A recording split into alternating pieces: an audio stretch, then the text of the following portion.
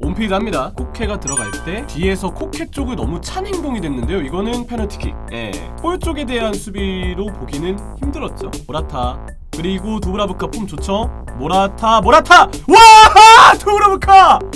야! 모였어요 중앙에. 봐봐 지금 중앙에 모여서 두브라브카가 맞기 쉽게 나왔잖아. 바로 와 뭐야! 보기에는 두브라브카 자책골인 것 같은데 맞고 골대 맞고 나온 거를 두브라브카가 어떻게 처리 잘했어야 되는데 이거는 뜨는 타이밍이 지금 좋지 않았어. 몸이 내려오면서 처리를 하려다 보니까 결국은 이렇게 난 건데 올리고 야! 라포르트 스페인 데뷔골 지금 들어간 거야? 네. 오. 자, 슬로바키아 대 스페인의 2조 세 번째 경기죠. 스코어는 0대2. 스페인이 2골을 넣었습니다. 두브라브카의 자책골, 그 다음에 전반전 추가 시간에 나온 아메릭 라포테의 득점이 나오면서 2대0 스페인이 리드하고 있습니다. 사실 스페인은 약간 3무 진출? 이런 느낌이 있었습니다만 슬로바키아가 오늘 좀 많이 떨어지네요. 굉장히 안 좋습니다. 예. 슬로바키아에게 어떠한 전술적 특징도 다루기 힘들 정도로 공격에 나가지 못했어요. 네. 굳이 따지면 수비할 때 4-4-2처럼 전환이 돼서 최대한 중앙 쪽으로 선수들이 딱 모여서서 스페인의 공격을 측면 쪽에 몰아넣겠다는 계획을 세운 것 같은데 수비는 저는 괜찮았다고 보거든요. 근데 전술의 준비와 별개로 선수들 개별적인 실수가 슬로바키아에게 나왔기 때문에 수비 상황의 준비는 되어 있었지만 실수까지 예방하지 못했다. 이렇게 봐야 되는 게 맞는 것 같습니다. 이렇게 보면 전체적으로 봤을 때 이 그룹 2조가 이 지금 반대편에 있는 경기도 그렇고 조금 아쉽죠 사실. 경기 자체가 좀 루즈한 느낌이 많이 있습니다. 아무래도 스페인 스페인 위주로 좀 얘기를 해야 될 텐데 오늘은 좀 이 PK를 실축하는 거 보면 모라타. 두 경기 아쉬움이 있다. 스페인은 2경기 연속 지금 페널티킥 실축이에요. 모레노한테 맡겼는데 실축. 모라타로 결국 실축. 그렇죠. 그래서 오늘 경기에서 아쉬웠던 건 역시 모라타 쪽이 되겠고 페드리는 참 어린 선수가 괜찮아요. 이번 대회에서 발견하고 있습니다. 예.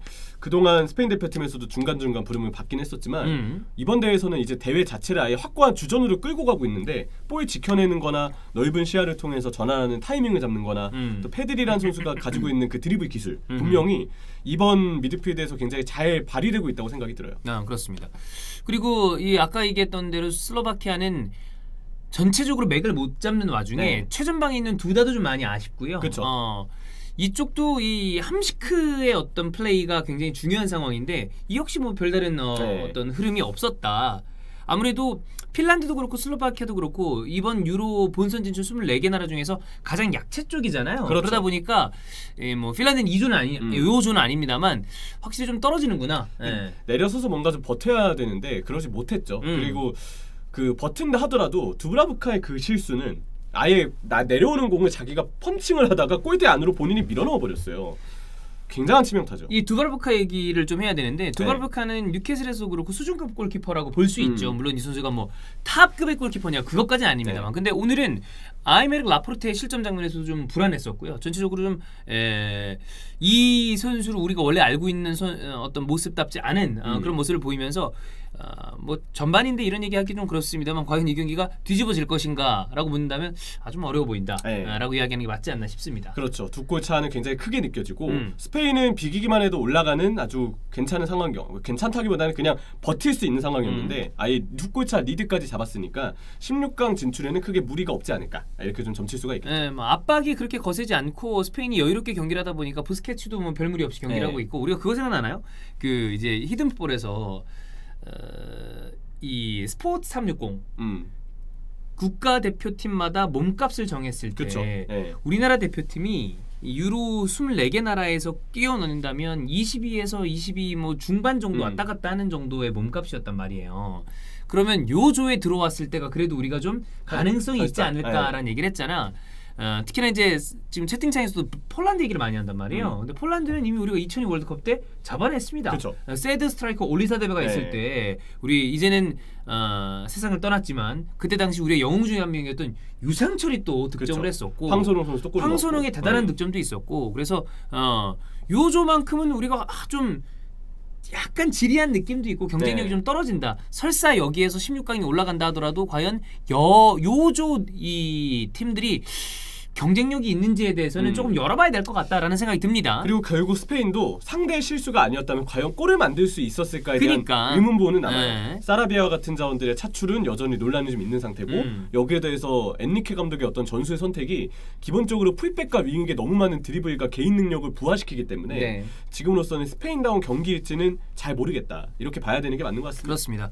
그렇습니다. 후반전에는 경기 내용이 조금은 다이나믹했으면 좋겠다. 네. 그렇습니다. 전환 바로 왼쪽 바로 야 사라비아 세게를 박습니다. 3대0. 임명철님 그 식사 시키셨나요? 예. 있습니다. 네. 바로 야 들어가자마자 넣었어 페란. 와 페란이 이상하게 골 냄새를 참 잘 맡는 것 같아. 이 선수가 드리블을 하지 아직 뻣뻣하고 전술적으로 윙포워드 쓰긴 좀 아쉽고 이런 걸 떠나서 냄새를 맡습니다. 골 들어가는 수 있는 순간순간의 센스를 비질 때 보여줄 때가 있어요. 또 한 번 뒤로 가요. 한 번 파우토레스. 야 골이죠. 슬로바키아 이거는 아무것도 못한 거야. 지금 본인들이 오히려 볼을 줬어. 공중볼 처리를 못해가지고. 이 골에 대해서는 코멘트 할 게 없습니다. 슬로바키아가 알아서 자멸한 거예요. 아다마를 드디어 보네. 아다마 들어온다. 자, 그룹 2 경기가 모두 마무리됐습니다. 스코어는 5대0이에요. 스페인이 슬로바키아를 5대0으로 잡았고요. 후반에는 사라비아 페란 그리고 쿠츠카의 자책골까지 해서 이렇게 되면 그룹 2의 경기가 다 마무리됐기 때문에 순위가 나오는데 1위가 스웨덴이고요. 그렇죠. 2위가 스페인이고 폴란드가 탈락했습니다. 네.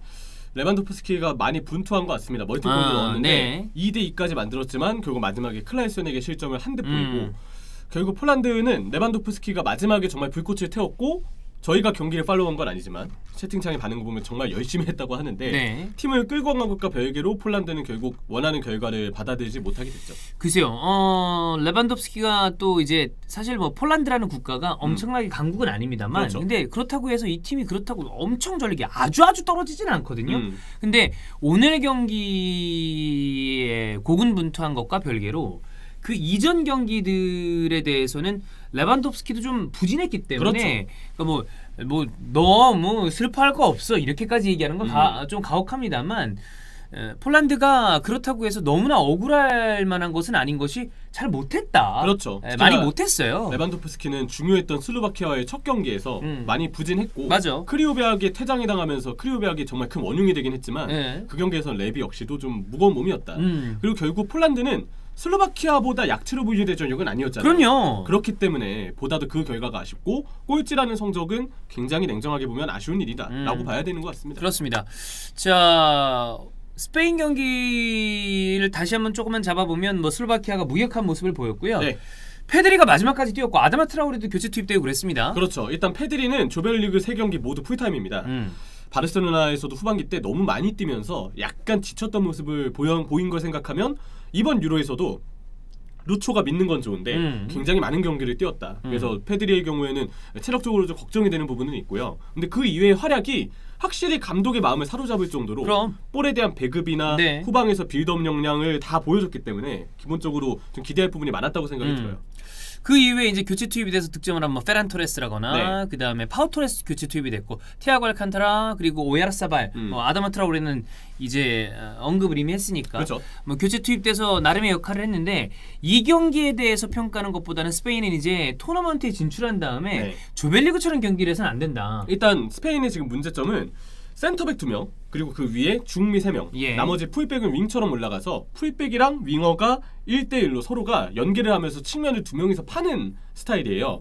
이 전술의 문제는 원톱 선수가 굉장히 고립될 여지가 커지죠. 왜냐면 중미 3명은 나란히 뒤에서 뒤를 받치고 연계하는 자원들은 모두 측면에 넓게 서 있고 결국 가운데는 덩그러니 원톱만 남아있기 때문에 뭐 그 가운데 모라타가 빅찬스 미스를 많이 범하고 PK를 실축한 거 본인의 책임이지만 그거에 떠나서 팀의 빌드업이 너무 측면 쪽으로만 돌아나가게 돼요. 이러면 흔히 얘기하는 U자 형체의 빌드업이 되기 때문에 토너먼트에서 스페인은 이 중미 3명 중에 1명 정도는 조금 더 과감하게 공격에 참여시켜서 패스 루트를 중앙, 측면 오가면서 다양하게 풀 수 있는 방법을 찾아야 할 것이다. 근데 그게 안 되면 어느 정도 스페인에게 대비할 수 있는 팀에게는 저는 굉장히 스페인이 남은 대회에서도 고전할 가능성이 크다고 생각합니다. 그 조별리그에서 보여준 모습만 놓고 봤을 때는 뭐 대진에 따라 다르겠습니다만은 그렇게 강력하다라는 생각은 좀 들지 않았고 네. 과연 이 팀이 8강 이상으로 올라갈 수 있을 것이냐에 대해서는 조금 의문부호가 붙는다. 그렇죠. 그나마 따지면 스페인은 결국 지금까지는 밸런스가 공격보다는 양호해 보이기 때문에